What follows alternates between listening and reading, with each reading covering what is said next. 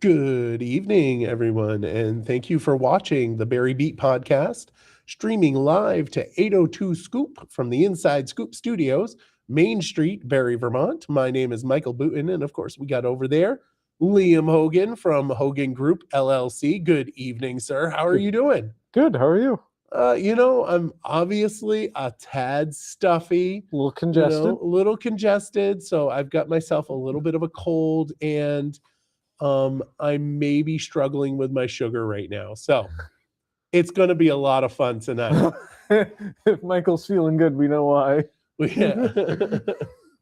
Well, my sugar usually, I was talking about it before. It's like my sugar is a tad elevated. It was, I was feeling a little off, and I'm like, man, it's probably because I'm sick. But then I looked at my sugar, and it was like 280, and I'm like, oh, yeah, that's not good. So yeah, a little high. So, but I think it's gone down now. I think I'm down to like 200 and something, like a little lower That's than. better. I'm down to 196. So I'm there you dropping fast. So Dropping like a rock. We'll see how fast it drops in the next hour. Oh man. So anyway, yeah. Partly the reason why is because I went down to Tasty Bites today, and I got myself a milkshake, and that really spiked my sugar, like really spiked it. In defense, my fault. Should have known better. But I do want to let people know that yesterday we did Michael on a Mission, and all the money that was raised goes to the VFW, and it's still going on. So if you go down to Tasty Bites, there's a little red chest there, and then you just stuff money in, and it will go to the VFW. We raised yesterday about $312. So nice. It's pretty awesome. Yeah. I want to say thank you to everybody that showed up. We were busy, and I am not really good at serving. It is a job that I am very bad at. Do you think you've gotten better as you've done it, though? Yeah, a little bit, but I definitely, it's not an easy job. Yeah. Like I do that for 2.5 hours, because usually I don't wrap it up until like 9:30, 10. But it's not easy. That's not an easy job. And I only do it for 2 hours as a donating my time for charity. But if that was like a full-time job, that would be like horrendous on me. I mean, I'm sure you get used to it, but let me just tell you, if you go to a restaurant and you treat your waitress or waiter like crap, you are the bad person. Yeah. Okay. It's even if the waitress or waiter is bad, they're having a rough day, give them some grace. Because that's not an easy job. That's that's a super hard job. So anyway, that's my thoughts on that. Yep. And so what's really cool, though, we're looking at for the weather this week. I'm really stoked, but very sad at the same time. So the beginning of the week, suck. All right. So we got tomorrow 63 degrees, which is nice, but it's breezy with showers. And on Tuesday, 64 highs, scattered showers, because, it's Vermont. And Wednesday, more scattered showers, because it's Vermont. And that's 68 degrees on Wednesday. So we're getting pretty nice and warm. And then on Thursday, likely showers, because it's 70. No, it's Vermont. What the heck? It's Vermont. Yeah, but it is going to be 70 degrees.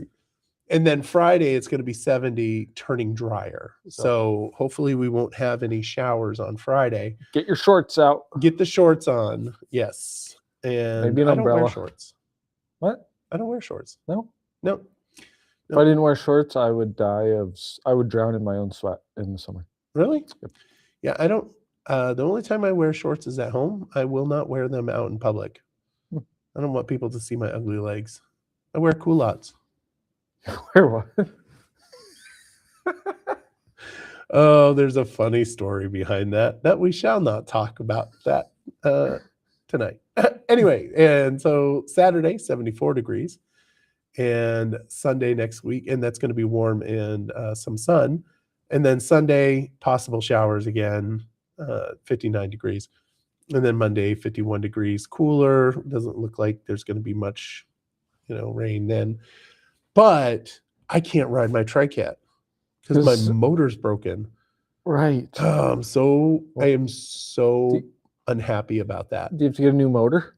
I did. So the motor is at my house, but they also ordered a controller. Yep. Because my motor's broken twice now. So I think they think that it might be the controller, whatever that is. And the Onion River Outdoors, I had scheduled a time for me to bring the trike down there to have its maintenance done because they have been phenomenal. And anybody that's watching and listening, if you need bike work done, go to Onion River Outdoors. Super thankful. I had some issues with my trike last year, and I went, other places, and they wouldn't work on it. So I called them up, and they were like, "Yeah, bring it down. We'll take care of it." And even this time, I had to schedule for maintenance because it's the beginning of bike season. Wow. And I scheduled it. I'm like, okay, I'll bring it down on the 14th. And then I called them last week and said, listen, my trike is, the motor broke again, so I have to have that done, and I'm going to ask that you guys do that as well. And they're like, yeah, not a problem. Listen, once you get that stuff, you bring it down. We'll make it work. That's customer service, and I really appreciate it. I think it's Jason from the Onion River Outdoors down in Montpelier. So I'll be putting my trike in the truck and bringing it down there and dropping it off once I get the other device. There you go. Which is being shipped through Yanhua, whatever that is. Know exactly where that is. Yeah. It's coming from China. So, I mean, it is what it is. It's coming from China, and it's finally being put into the USPS system. I think today it was put into the USPS. It was being shipped out of some shipping company in China. I had to go to AI and ask to see whether or not it was safe to use it. I was sketched out by it. But this last week, it was pretty cold. It was? It was like seriously chilly. Yeah. Guess what I had to do? I had to put on a sweatshirt. Well, yeah, you had to put the sweatshirt on. I had to use my car starter that I got from Yipes. So it was really chilly. It was still useful. I'm not going to use it this week.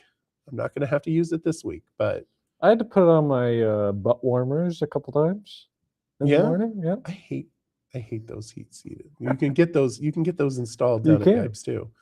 I do not like heated seats. I think we've had this conversation. Yeah, I love them. Yeah, no, thank you. There's no city council this week, and that's boring.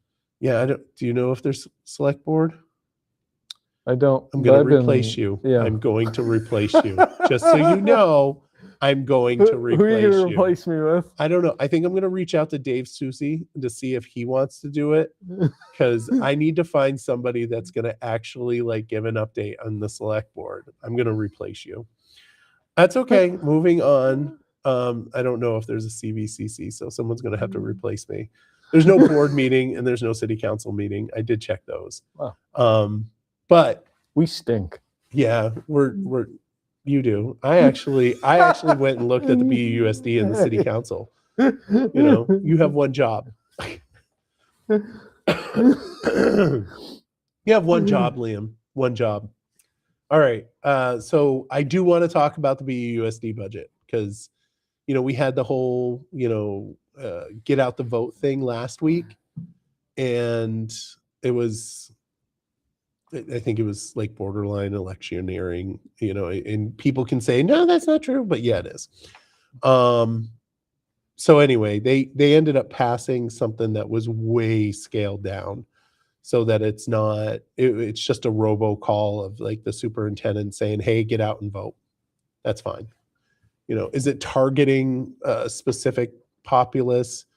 Yes, but I don't I don't know if it's going to have the intended impact that they want. I am concerned that because I think they're doing the get out the vote for caregivers, which are parents and guardians and foster parents, all that. And I think they're thinking that their vote is going to push it over, and I don't know if that's true. Yeah. Because if you're unhappy with the school system and you have a kid in the school system, you might not support the budget. But so I don't know. But they did create their flyer.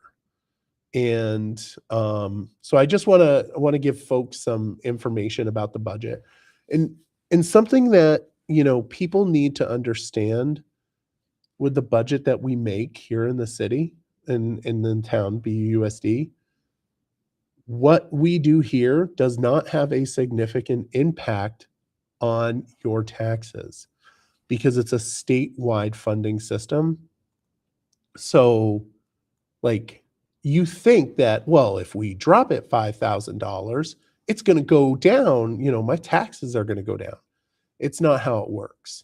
And I get that, it's frustrating to see your taxes go up. That has way more to do with state funding formula than it does your local school boards. And it's really frustrating. So the first budget that we went through, the process was we went for level programs. We didn't want to, add new services on. We were just status quo. And that's what we did. And it caused a 3.36% increase in the budget. But that equated to like a 13% increase in taxes. So it just goes to show you that it's not connected. And in order to get it down to a 0%, you'd have to cut like $5 million from that budget. And let me tell you, when you start taking out like a machete to the budget and like $5 million, you're going to have an impact on what services are offered to the children in Barre City, in Barrytown, sorry. But what the school board landed on was a new proposed budget, which is 2.73% over last year's budget. And it's an increase. The increase is where we get kind of sketchy, right? So Barrytown, super easy. We're not going through a reappraisal in Barrytown. Yep. You're looking at, for a $100,000 house in Barrytown, about $152 extra annually. For 200, it's 305. So just think, 150 per 100,000. Barre City, we don't know because of the reappraisal. But I don't know who approved this, but they put on there the difference in Barre City. And it says, there's like the little 2 stars that says, Barre City is in the process of a property assessment, so these numbers are estimates. It says that it's going to be a difference of 345 going down, which is not true. Just for clarity, there's no way in hell your taxes are going down $345 in Barre City for a $100,000 house. I promise you that is not going to happen. That's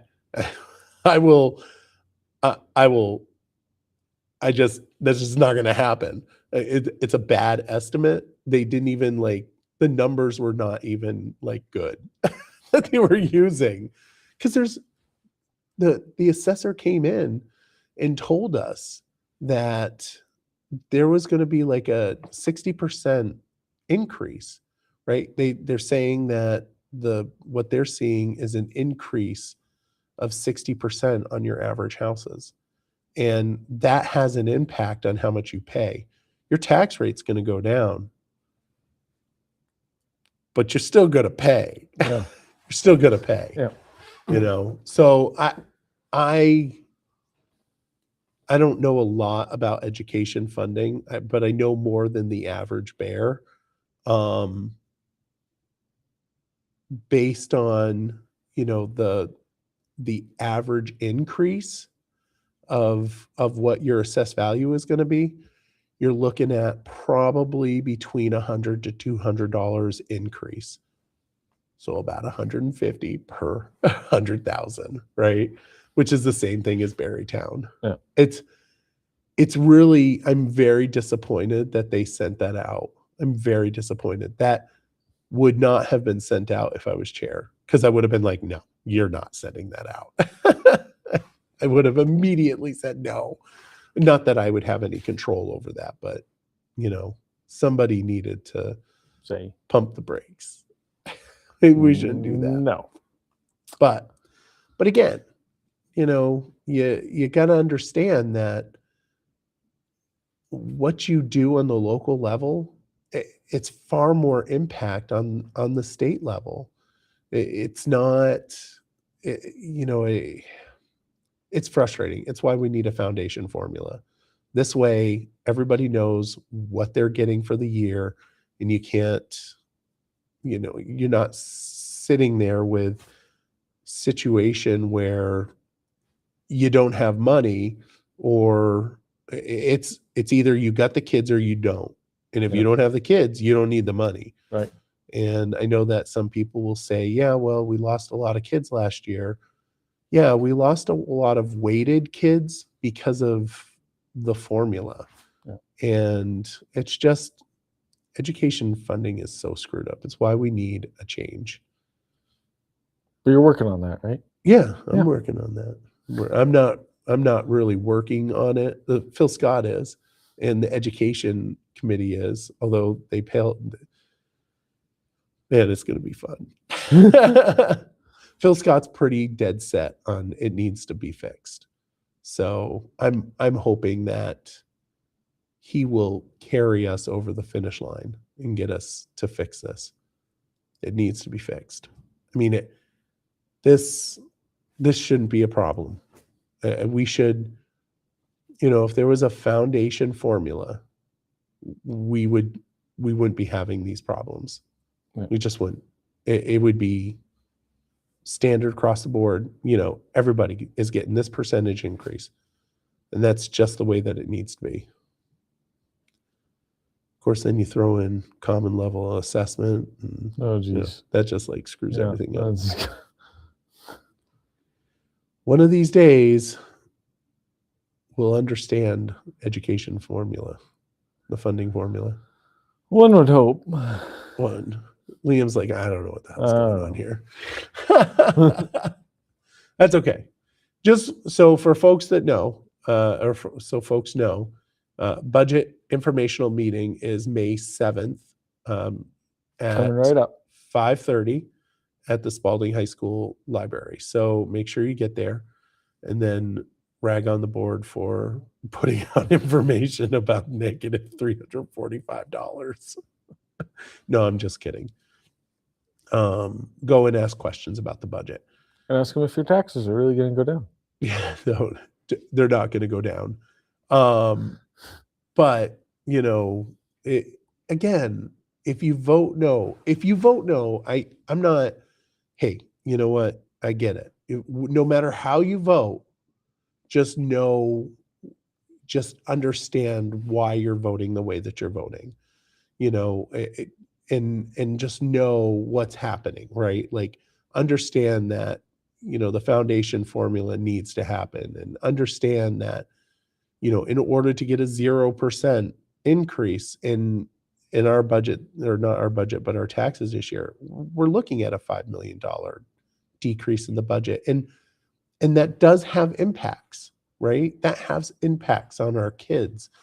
And so it's easy to say that, you know, I want a 0% increase. And it's also easy to say, oh, it's only just this amount that you're paying extra. But it's not easy, these decisions. They're not easy. It's not easy to decide to vote for. It's not easy to decide to vote no. It's all difficult. These are all difficult conversations that you have to have with internally.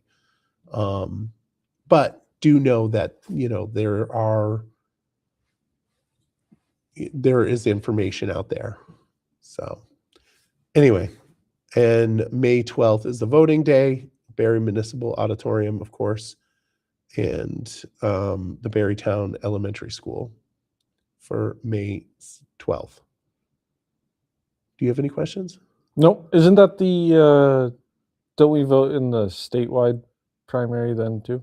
No, that's in August. But the municipal votes are also happening then too. Gotcha. So there's quite a few people. I think Bob Nelson is up. He's running against somebody like Adam Kay or something like that. I can't remember who it was. Bob Nelson is amazing, and he should get reelected. That's all I have to say about that. Yeah, I'll give you a list. So there's my 15-minute budget discussion that there we go. People are going to get angry because I didn't You're going to fully get canceled. endorse. I know. Well, I'll get canceled for not fully endorsing the budget or fully downing the budget. I'm just letting. Well, that's where you are. Okay. I'm not saying where I am because I'm my biggest problem is the information. Like, that's the biggest frustration point for me. But I understand, although I don't think, well, whatever. Again, if I want a 0% increase in taxes, it's going to be like $5 million. And that's just not something I feel very comfortable with. What's the total budget amount? 57 million. Oh, so we could stand to lose $5 million. Okay. No. we can find $5 million in there somewhere. I'm gonna go on the record and say no. That's probably not the best idea. Moving on from the budget before Liam gets canceled. Governor Scott has appointed former state senator and current select board member David Susi to fill the House seat vacated by Topper McFawn, ensuring the Washington Orange District maintains representation. Susi brings prior legislative experience to the role. He was a senator down in Rutland, I believe, and stepping in at a time when key issues like education reform and property taxes are front and center at the State House. So congratulations to David Susi. So will he take on Topper's committee assignments and all that? Yep, he's already taken on Topper's assignments, and he's a really nice guy. We posted on 802 Scoop I didn't show the actual swearing in. It was just the pictures, I believe, that we shared, or maybe I didn't. I don't remember. But either way, it was pretty cool. And then they did the Karen Berner says, "Go Liam." And then, we did the seating ceremony. He's a really good guy. So Barrytown has got some good representation up there. That's for sure. Thanks, Karen. House Education Committee is considering a bill to standardize how schools respond to immigration enforcement, aiming to reassure families and keep kids in the classroom amid growing fears. The proposal would create uniform statewide rules limiting what schools can share and when federal agents can enter school grounds. That's interesting. It is interesting. So the bill is S227, and it would prohibit schools from collecting or sharing students' immigration status. I didn't even know that we like collected that. Do we collect that, and are we sharing that with other people I feel like that's not something that we should be doing? that we would do. Yeah. Like I feel like that's something Is it- that we don't do. Is your as it immigration is. status a requisite to if you can go to school here or not? I don't know, but one could argue the fact that maybe we shouldn't be paying for education of people that are not citizens. That's true. That's a legitimate argument, Yep. just for the record. Yeah, that's But, true. But I also don't know if our schools should be collecting that information. I yeah, don't that know. seems kind of like a question you don't need to be asking. It does. I'm not confident that they need to know that. I don't know how that helps, but I'm also not a school administrator. Me either. I will say that I did some, preliminary research on this, and apparently ICE does not go into schools anyway. It's one of the protected statuses, protected areas. Nice. So I don't think there's a problem, to my knowledge. So if you're watching this and you're not here legally, just go to a school. Nothing to worry about. Yeah, I don't think it's like, back in the old days where churches and, you could you do something bad and you go to a church for sanctuary. I don't know if that's how it works. It's not the Hunchback of Notre But Dame it's kind my of thing. understanding Yeah. that they don't do ICE activity near those protected areas. And churches are not churches, but schools are one of the protected areas, which makes sense, right? Like, Yeah. whether or not somebody is illegal, you are traumatizing kids in that school if you see that. Granted, people could say, well, when there's a different type of an arrest, there's when there's an arrest for drugs, there's traumatization, right?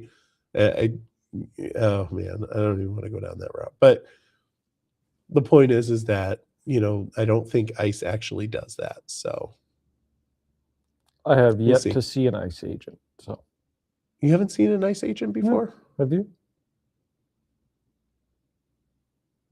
No. Not in person. I mean, I've seen them on the I news. think I think years ago we had someone that lived here that was. I might be wrong on that, but I'm pretty sure years ago, like really long time ago. I see Border Patrol all the time. That was probably what it was. It was probably border control. But oh well. Anyway, so we'll see. Is that bill will probably go through. It didn't sound like it was that big of a deal. It was a big deal though? No. A Burlington child care center, Frog and Toad Childcare, What a name. has permanently shut down after a state investigation uncovered repeated physical abuse of children, sending shockwaves through the families and the community. The findings include disturbing allegations of staff harming kids and failing to report it, with the case now moving toward potential criminal charges. That's a weird name. Frog and Toad? Frog and Toad. Oh, wait a minute. Isn't there like a book? Maybe. Frog and Toad book? It's probably back in your time, huh? Okay, whatever.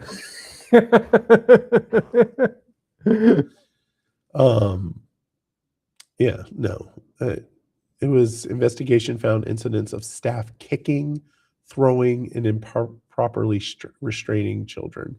That's terrifying. Can you Yeah. imagine? You send your kids to a daycare and that's happening? Not cool. I want pictures. I want not pictures of I want pictures of the people so that we know who they are. There you Oh go. my goodness. I gotta clarify that. I want pictures like, of the where- people. You're hitting kids, you should probably get outed online. That's Get not very nice jailed. of me, but oh well. This one you'll like. You'll like this one. Because it kind of like you have some history here. Uh-oh. Liam has history now. Yeah, this is also in Burlington. Yeah. Burlington firefighters lived up to the classic stereotype, rescuing Nutmeg, a calico cat, stuck in a tree and safely bringing it back down. The incident is a reminder that while they handle serious emergencies, sometimes the job is about helping the community in small and furry ways. Nice. Really? Is it? Yeah. Is it nice? Cat should have stayed up there. It got up there. It can get down. Especially if Nutmeg was pretty high up. You know, the old 80-year-old lady who needs her cat or cats. This is not a knock on the fire department. This is totally a knock on cats. I hate cats so much. Should have left that cat up there. When I had Fosco, you never met Fosco. He was my other dog. Loved cats in a special way, like eat. Wanted to eat them. Chased my niece's cat. He got out of the Jeep, and I was down in Virginia, and he charged after the cat. Cat went straight up the tree. It was probably about 50 or 60 feet up. And we just watched him there. We went inside. Cat came down. Cat can come down. Yeah. You know? But good for the fire department. It was good. And good for the probably 80-year-old cat lady who got her cat back. It was probably a kid. It's Nutmeg. It was Nutmeg. It was probably a baker. Maybe. Be funny if it was an 80-year-old crazy cat lady. Do you have a problem with crazy cat ladies? No. I just think it would have been funny. You find crazy cat ladies funny? Yeah. Liam's getting canceled on the crazy cat lady thing. Have you ever rescued a cat? No. No? You know what's a lot of fun? Washing cats.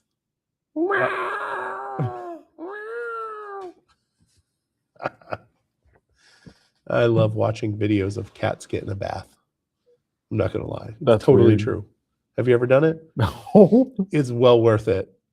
They're just like wet, soggy cats, and they're just. You've ever seen a bald cat? Yeah, they're the Finks cats. Yeah. That's weird. Yeah, they look gross. Phil Scott's return to office policy is in legal limbo after the Vermont Supreme Court declined to immediately intervene in the dispute, leaving a lower labor board ruling in place that blocks the mandate for now. The case centers on whether the state improperly imposed a 3-day in-office requirement without negotiating with unions, and with no quick resolution, thousands of state employees are left in uncertainty as the legal battle continues. Comments? Only one. What's that? Go back to work. Supreme Court denied the administration's request to pause the labor board ruling.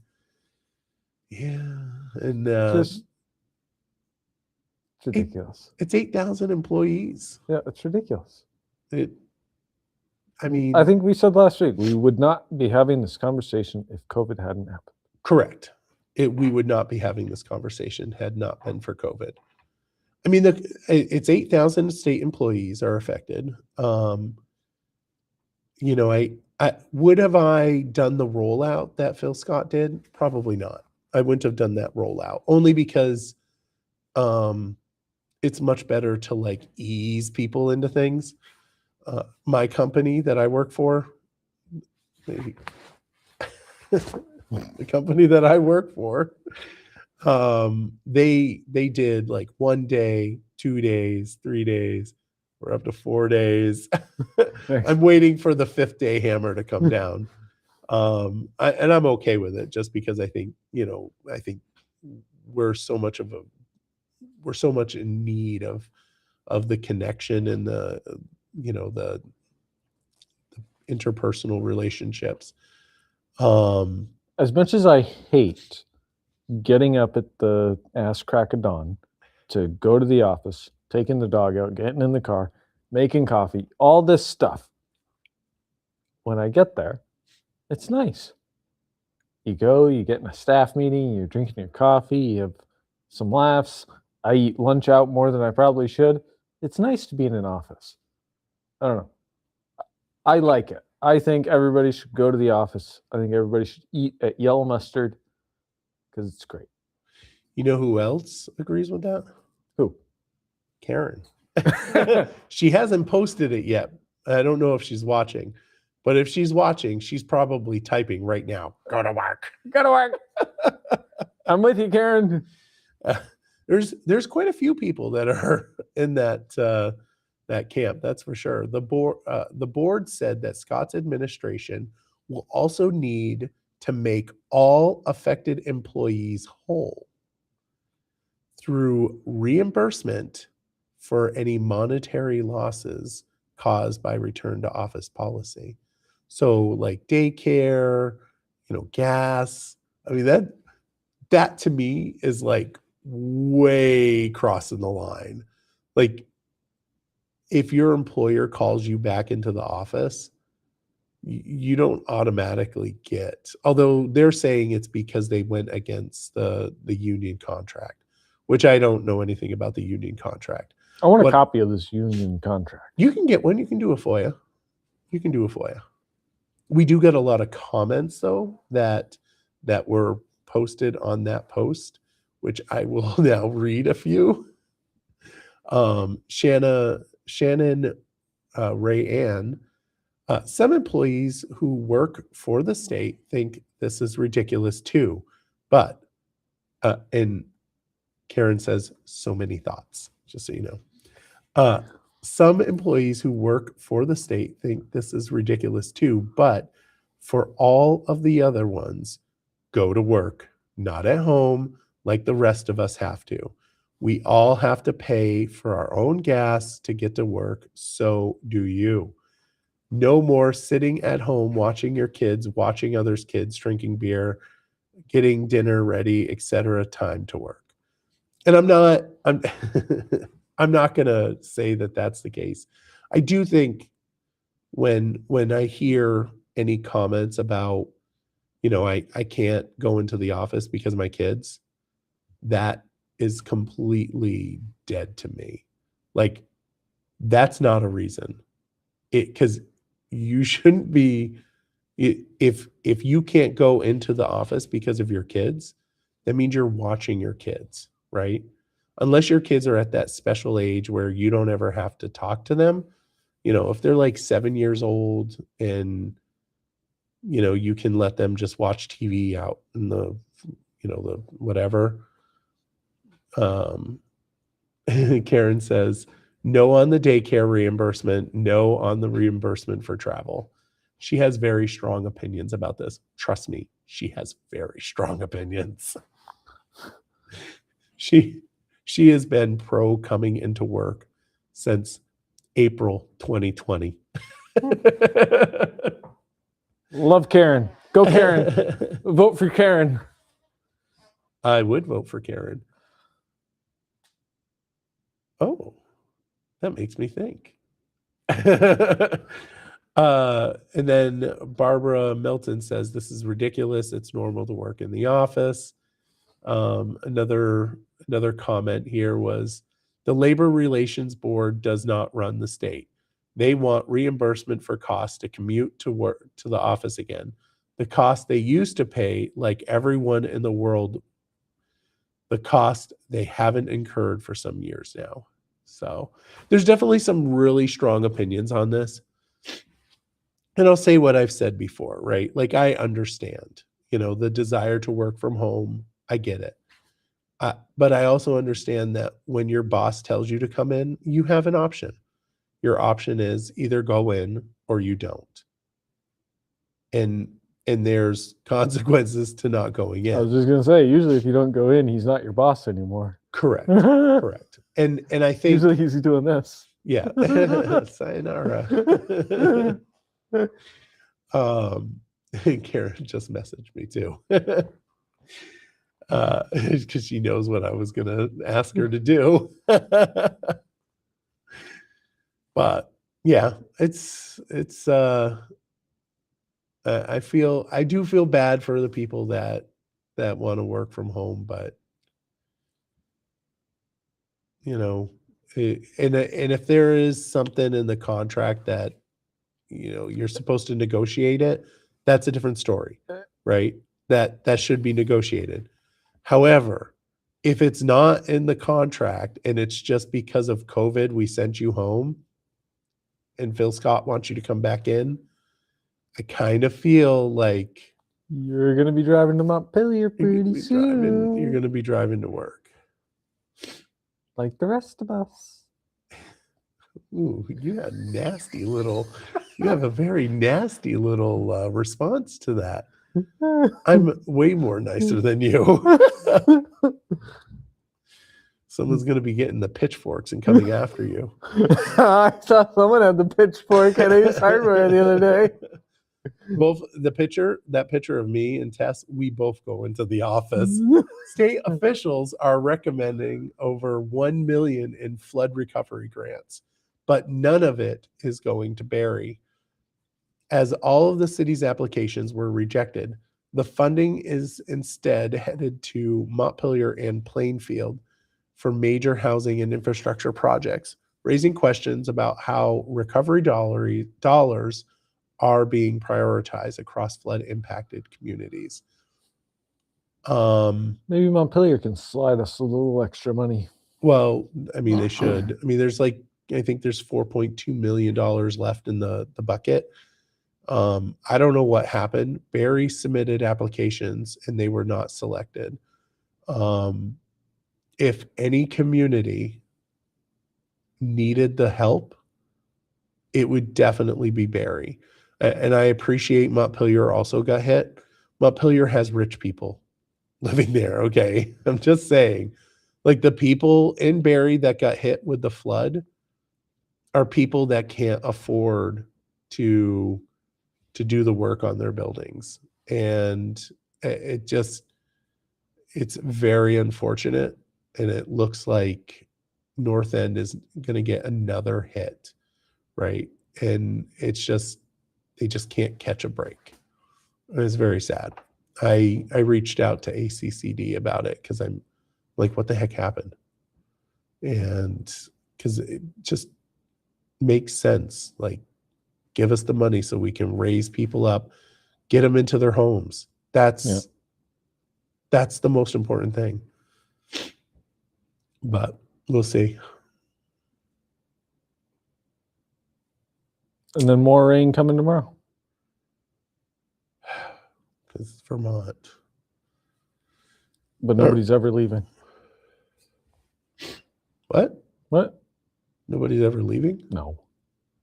We like to complain about it being Vermont, but we'll never leave. Oh.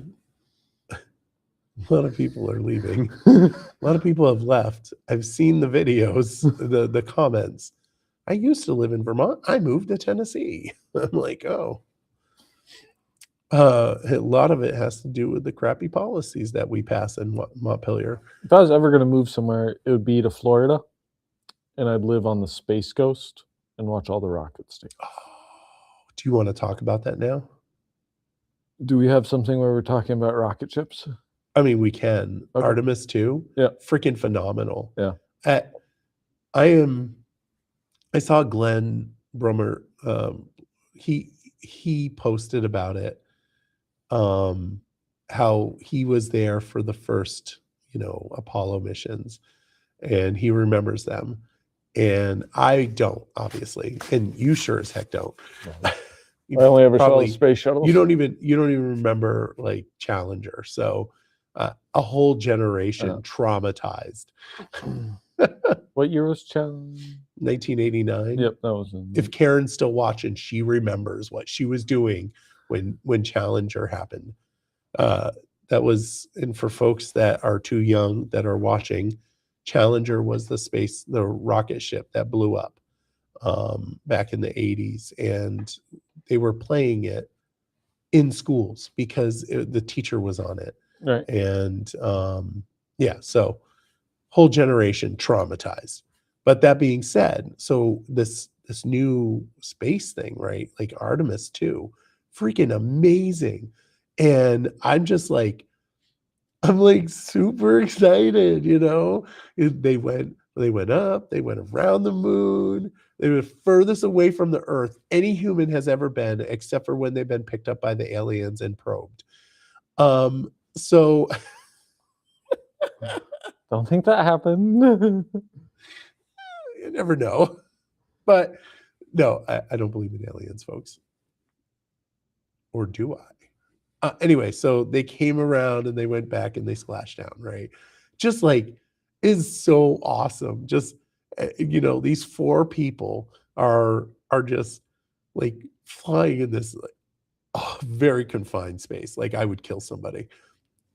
Bless them. And I think their toilet plugged up or something like that. They had some problems with the Which toilet. I can completely understand that. I mean, if I was going through space, I would definitely have some issues too. And it's But no, not like you can go it was- pee outside. no, I mean, it was a mechanical issue, but it's, I mean, it's just so awesome. We're going to see in our lifetime people on the moon again, and not just on the moon, but like establishing a base there. Yeah. It's like, yeah, America. That's all I can think of is America. We've been to the moon and we're going back again. Don't even try to screw with us. I'm just saying. Yeah. You know, China can go up there and do its little rover on the moon. We've been there. But, you know, since you're like strutting, we'll just get back up and we'll go there again. Mm-hmm. You know why? And they Because took- we're Americans. They took pictures of the Apollo 11 landing site today. Yeah, which did happen, contrary to a lot of people's opinions. It did was happen. staged, Did you see the comments about the Earth? being flat. Oh no. Oh, yeah. I was just gonna say we proved that theory wrong. Yeah. And not even yeah. But the Earth, they took the picture of it and it was hazy. And Right, people were it like, was "Oh, Lost its glow. it lost its glow because it's not. It's not a big blue ball. It's anymore. all global warming." Did you see that? No. Did you see that animated movie Wall-E? Yeah. People were comparing that to that. Oh, I did not see that. But either way, the why it was so dingy looking was because it was at freaking night. It was at night. Like it was the light that they were receiving from the Earth. It wasn't sunlight, it was the moon's light reflecting off from the Earth. So that's the reason why it looks so dingy. So no, it's not global warming, and our seas don't look awful because of it. It's because of the light. Some people, they just, and NASA was like, no, it's the moon's Yeah. light, you know? It's just Like, I don't know what to tell you. But I will say one of the sad things about it is they didn't bring Tang up there. yeah, Have you ever had Tang? Tang. The juice. Yes. Yes, Thank you. I've had the juice. That was a product of the first to the moon, the Tang. going up there and Right. going into outer space, the space race. That Tang was a product of that. That and Velcro. I love Velcro. And you wouldn't have it if it weren't for the fact that we needed to have it on Going the to space. space. Yep. For the space race. It's pretty amazing. Mhm. I'm stoked and I'm very excited about it. I can't wait until we go up there again. And 2028, right?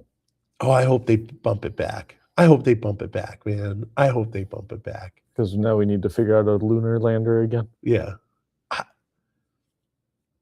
I would just, and I was thinking about it, like they go there. Are they going to collect the stuff? and like bring it back so that we can see it? I know they're not going to, right? They'll probably leave it. But that would be really awesome. Like I would love to be able to see the American flag that has been on the moon for the last like 40, 50 years, 50, 60 years or whatever.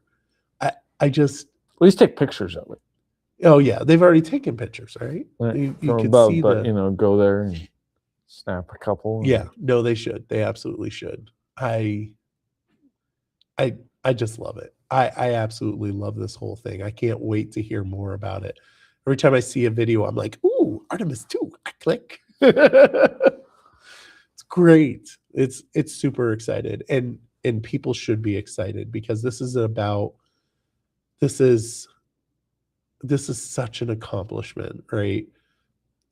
We're the furthest we've ever been from the Earth, without the probes. Yep. Liam's like, I'm just not going to go down that route. It's really phenomenal. What an amazing testament of how awesome America is. That's what my thought is. And I know there was a Canadian on there, but just like Robin Williams says, Canada's like a loft apartment above an awesome party. All right, moving on to something that's not that awesome. Vermont land use regulators have denied a key permit for an access road to a proposed Essex development site tied to a potential Amazon facility. Effectively putting the entire project on hold, the decision found that the proposal didn't comply with local zoning and environmental rules, meaning without the road, the larger warehouse project can't move forward in its current form. Almost like you're going to say data center. You might have gotten some people fired up over there. Ooh, no, I'm not talking about data centers. Whew. Ooh. That's a hot topic. Data centers? Yep.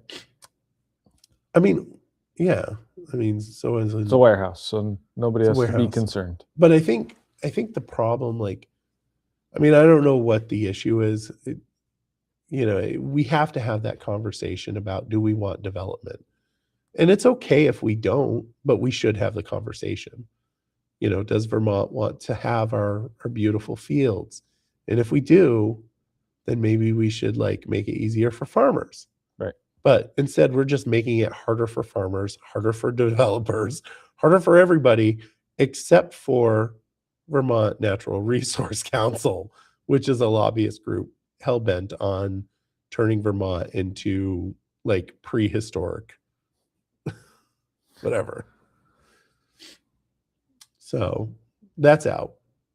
Speaking about farming, Senator Peter Welch is pushing the new right to repair legislation aimed at giving Vermont farmers the ability to fix their own equipment instead of relying on manufacturers. The proposal targets modern farm machinery locked behind proprietary software, with supporters arguing it could save farmers time and money while restoring independence in the field. I'd imagine it'd save them a lot of money. Hmm? I'd imagine it would save them a lot of money. So you work in the medical area. What do you think about right to repair for medical devices? You're like, I know nothing about this. Yeah, so I don't. Nothing to say. I don't know a lot about medical devices, but I know a lot of devices in general, especially now, Apple being one of them. It's all proprietary technology. I don't know if, well, you probably remember. Apple, when I was a lot younger, had the weird looking bar charger. And if you didn't have that, you couldn't charge your iPod or whatever. They're better now with their chargers, the USB-C. But no, proprietary technology, I think it's a big issue. Did you ever work at McDonald's? Yeah, I'm actually, funny story about that. I worked at McDonald's in Northern California when I was coming back from, no, I hadn't been to Hawaii yet. This was before. I worked there, and I must have just been turning 16 or 17 anyway. And I worked there, and we were going to Hawaii, and I left. I said, see you later. The general manager at that McDonald's says, you'll never get another job at a McDonald's if you leave. I'm like, all right, see you later. Went. I've applied to, not recently, but I had applied to other McDonald's jobs around the U.S., and I've never gotten another McDonald's job since. So I like to say I'm blacklisted, blacklisted from McDonald's. Well, did you ever have to deal with the ice cream machine? Yes, I suck at doing that. And you can't. Has it ever broken? Did it ever broke? And you have to wait. You have to wait. Yeah, because you don't have the right to repair. Right. You have to go through a specific group, which is what's happening here, is that you have to go through a specific group to get the farm equipment repaired. Yeah. The Freedom for Agricultural Repair and Maintenance Act, or the Farm Act, would require manufacturers to provide parts, tools, and repair manuals. Earlier this week, tractor manufacturer John Deere agreed to pay $99 million to settle a lawsuit alleging that the company had conspired to force farmers to use its own services for repair. So I'm a big fan of this. Yeah. We've been talking about it in our committee, Commerce and Economic Development, and I'm all on board. You should have the right to repair your stuff. Definitely. And you should be able to. Definitely. 100%. Yeah. So, and I think the bill that we're talking about is medical devices. So you should probably pay attention to it since you're in the medical field. Medical, dental field. Medical, same thing. Hmm. Oh, speaking about repairing, I don't know if we're going to be able to repair this. Not the rate we're going. Huh? Not at the rate we're going. No. The U.S. Postal Service is suspending employer payments into the pension system as it faces a major cash crunch, warning it could run out of money within the next year without major reforms. The move is meant to free up billions in short-term cash to keep operations running, but it highlights just how serious the agency's long-term financial problems have become.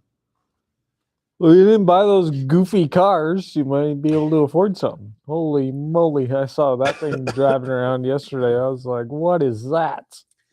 Yeah. I love Heather Slayton said, but they had plenty of money for their new platypus delivery system.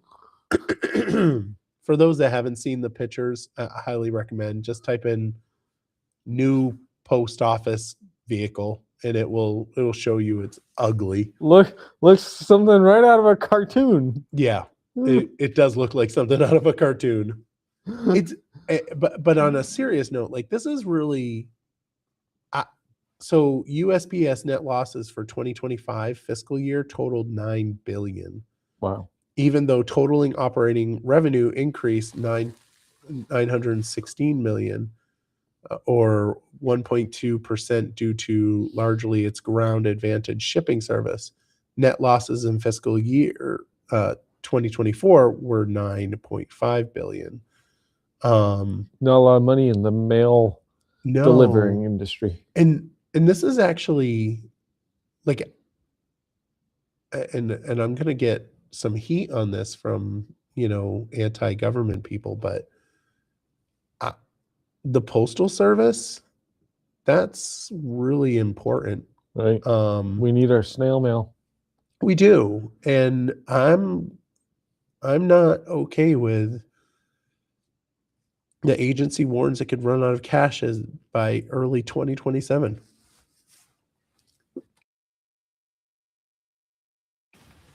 Excuse me. I'm sorry. That's not good. No. Congress, 2027 is like right around the corner, and Congress needs to do something about that. That's one of those services that I think that I don't have a problem with subsidizing. You know, Yeah. is it, junk mail sucks, right? Like, I get it. It sucks. But imagine not being able to send a letter. Or maybe that's what we should start doing, is start sending letters again instead of sending emails. I don't Definitely. know. I give money to the Postal Service at least every other year with campaign stuff. Yep.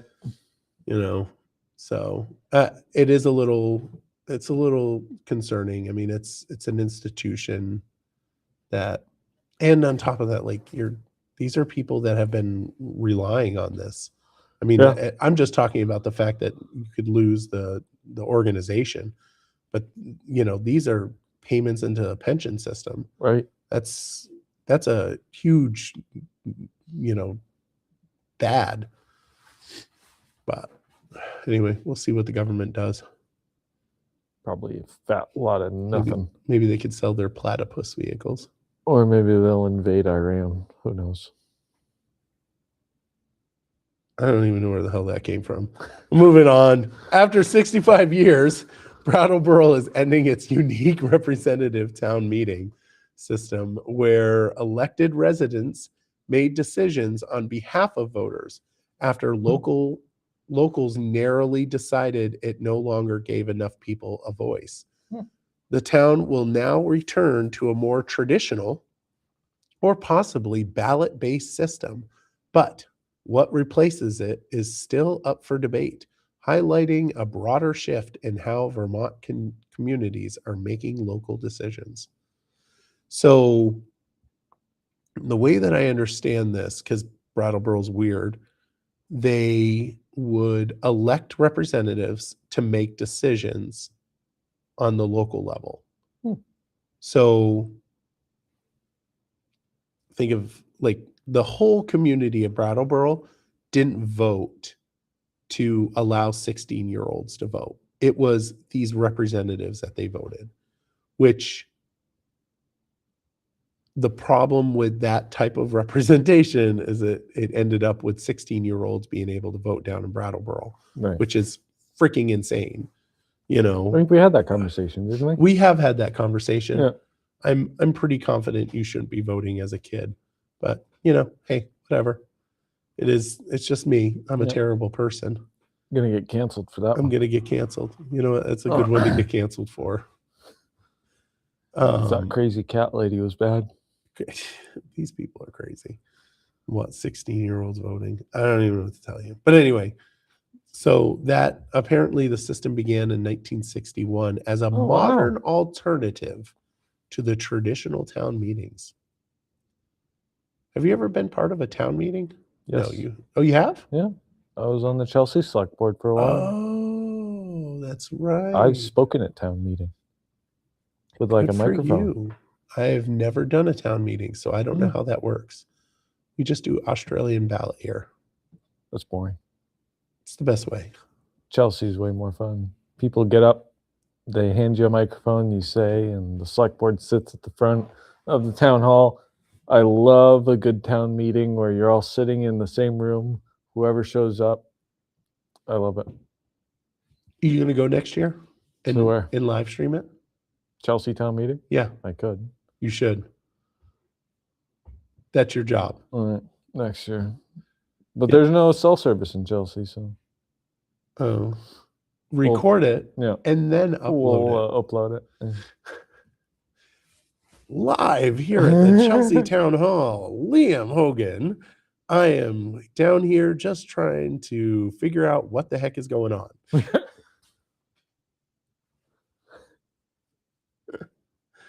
Oh, brother. Anything else?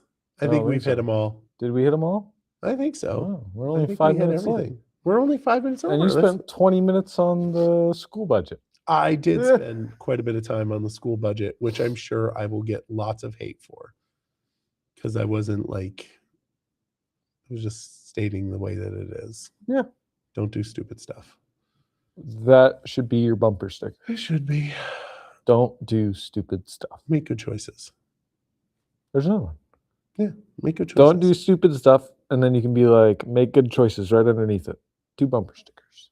That's a good I bet bumper you'd sticker. make millions of dollars off of that. That's $1 million idea, Michael. Do it. All right. Everyone, you have a wonderful night. Thank you for watching the Barry Beat podcast.